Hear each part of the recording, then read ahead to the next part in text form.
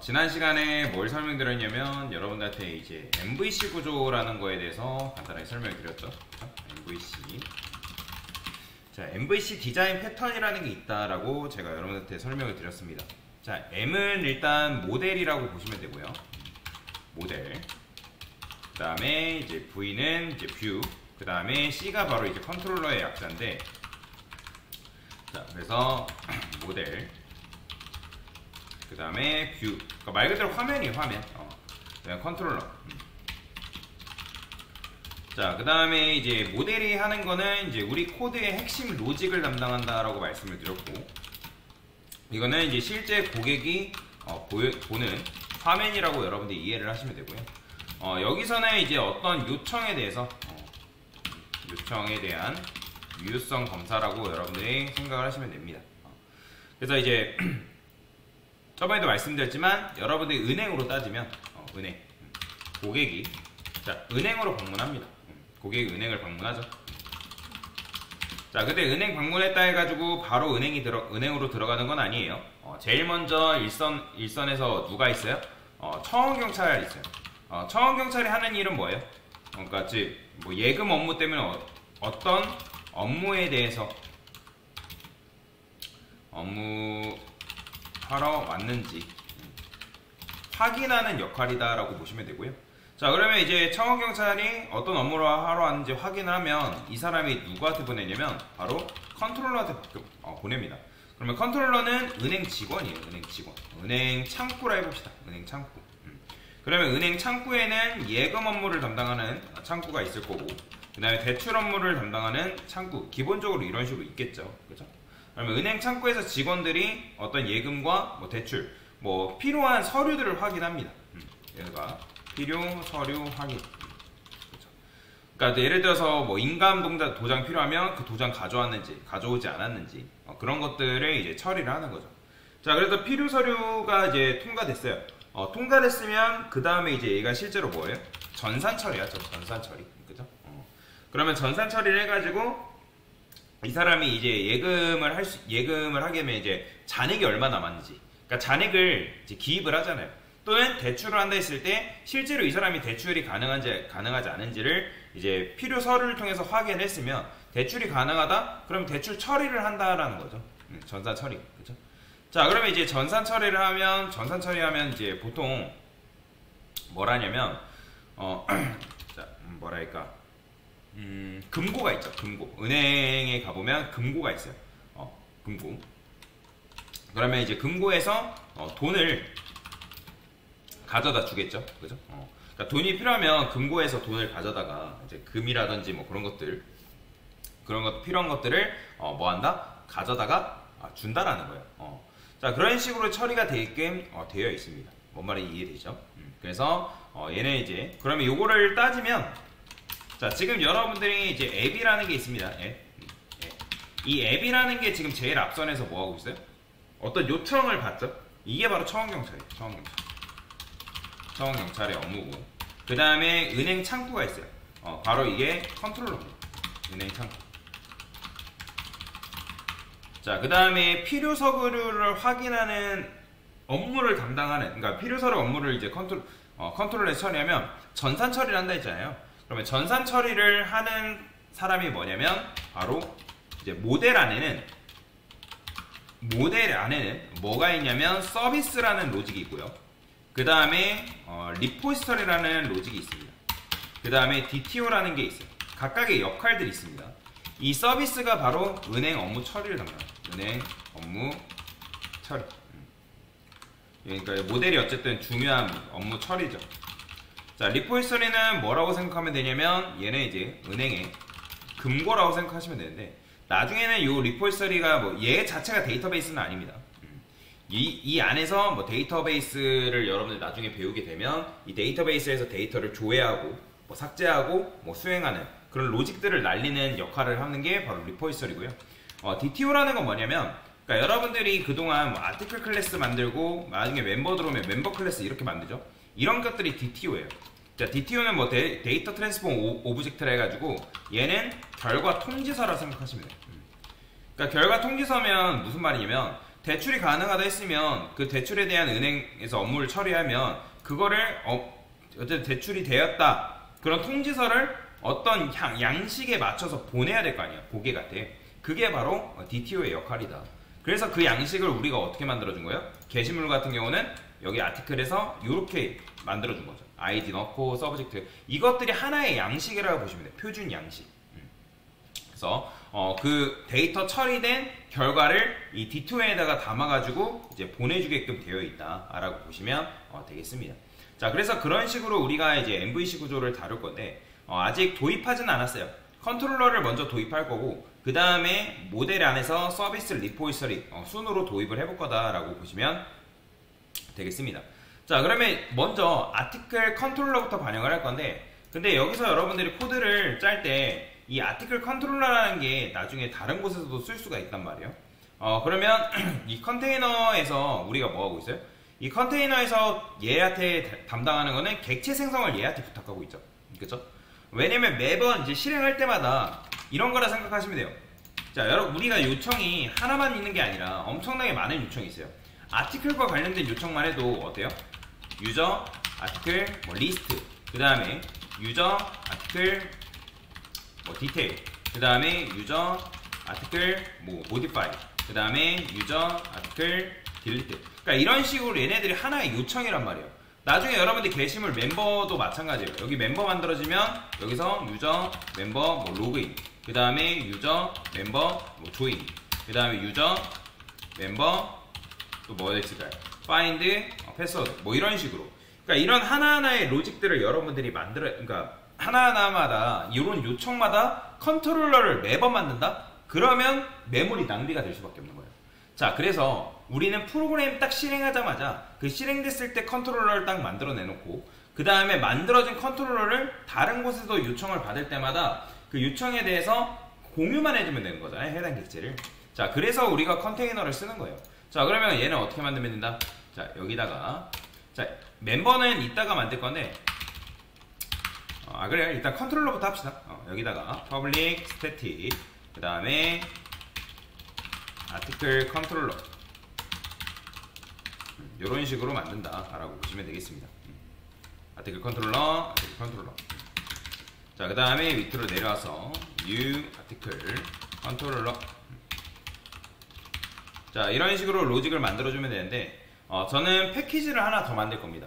어떤 패키지를 만들 거냐면, 로직들을 담당하는, 아티클을 담당하는 아티클 패키지하고, 멤버도 이제 멤버 패키지가 따로 있긴 하지만, 지금은 이렇게만 할게요. 자, 그 다음에 아티클 이거 잘라내기 해서 아티클 여기다가 넣어주면 되고요. 그 다음에 얘도 컨트롤 눌러서 크리에이트 해주시고요. 자, 어디다가 만들면 되냐면, 바로 이제 방금 만들었던 아티클 안에다가, 아티클 컨트롤러를 이런 식으로 만들어주면 된다라고 보시면 되겠습니다. 자, 그러면 아티클 객체를 어디서 만들어야 되겠어요? 자, 메인은 지금 우리 코드의 시작점인 거고, 런 메서드에서 지금 여러분들 요청을 받고 있죠? 그죠? 그러면 여기서 이제 이 요청에 대해서 어떻게 처리한다? 저는 여기다가 public 아티클 컨트롤러, 근데 이미 앱에서 지금 우리가 앱 메서드를 생성자 메서드에 의해서 이제 실행하고 있으니까, 자, 아티클 컨트롤러 객체를 만듭니다. 근데 얘는 이미 어디에서 만들었어요? 컨테이너 안에서 만들어졌기 때문에 그냥 만들어진 객체 리모컨의 주소값만 공유해주면 된다.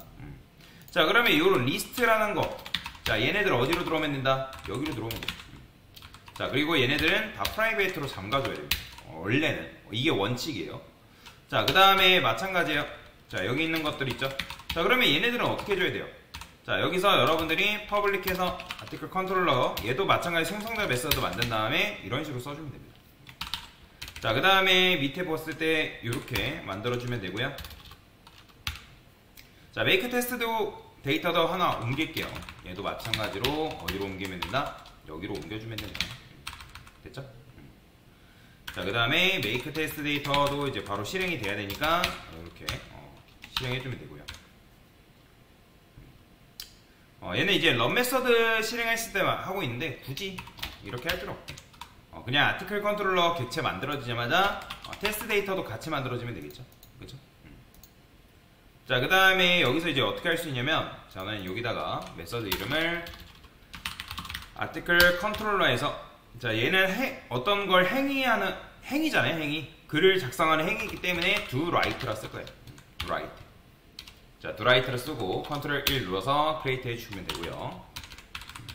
자, 메서드명은 이제 이렇게 하고요. 한 번에 다 쓰고 나서 처리를 하겠습니다. 자, 얘는 보여주는 역할이니까 리스트. 그 다음에 얘는 RQ가 필요해요. 그래서 RQ를 복사해서 여기다 넣어주면 되고요. create 해주시고요. 자, 그 다음에 얘도 마찬가지예요. article controller에서 show detail. 자, 얘도 마찬가지로 뭐 필요해요? RQ 필요하죠. create 해주시면 되고요. 자, 그 다음에 얘도 article controller에서, 자, 얘는 행위잖아요. 수정하는 행위. do modify.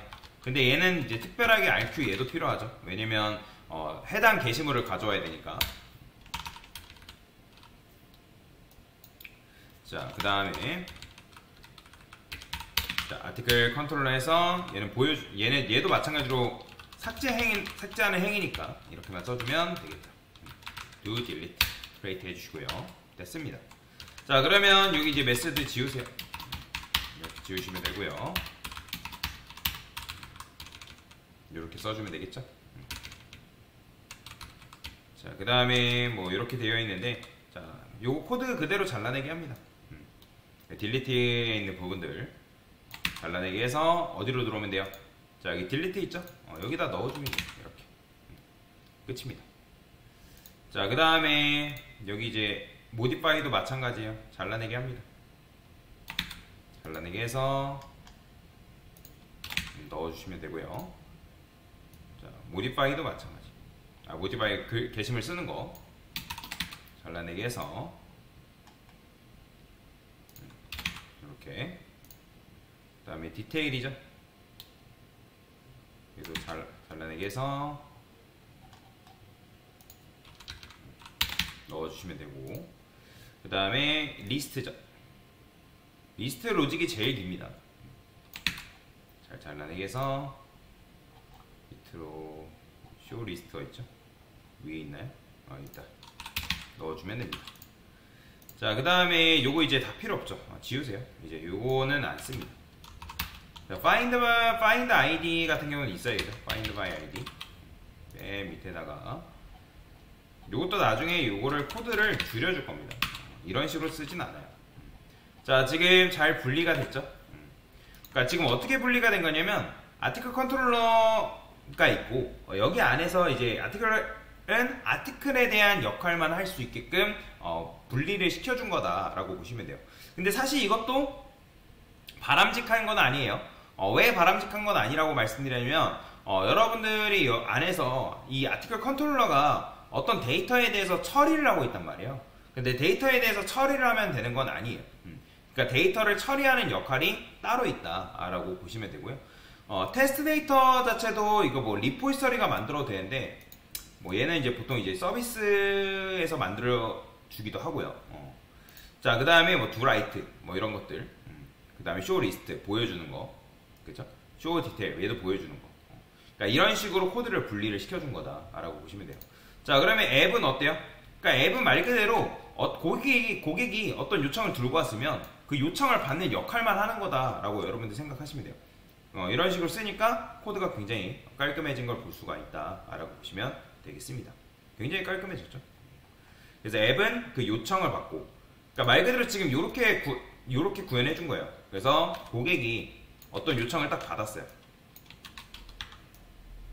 자, 얘가 앱이에요.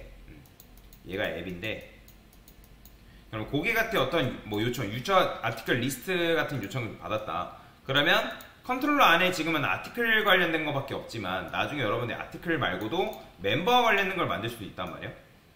그러면 얘는 이제 아티클과 관련된 요청을 받는 거고, 얘는 멤버와 관련된 요청을 받는 거죠.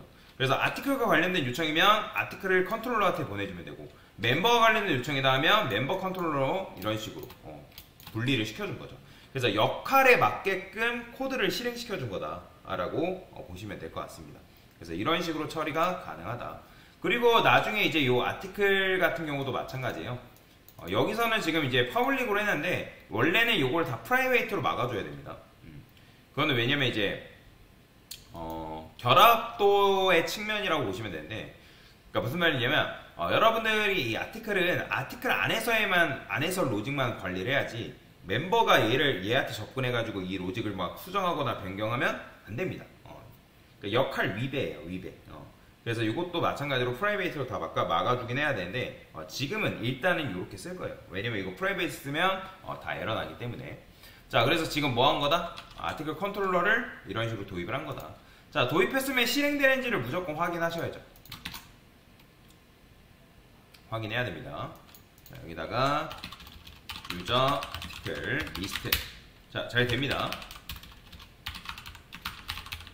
자, 글도 한번 써볼게요. 자, 이 101번 게시물 잘 등록되고요. 자, 1번 게시물도 삭제가 가능하고, 당연히 요거 한 번 더 하면 1번 게시물 없다고 나오는 거고. 자, 디테일 했을 때 ID 2번 오타 났죠?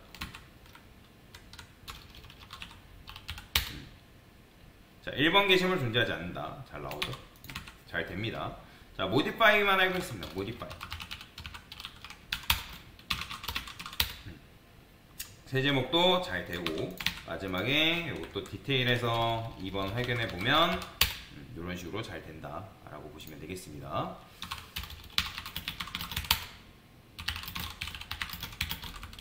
자, 지금 한 게 뭐라고요? 컨트롤러 도입한 거죠. 아티클 컨트롤러 도입이라 쓰겠습니다.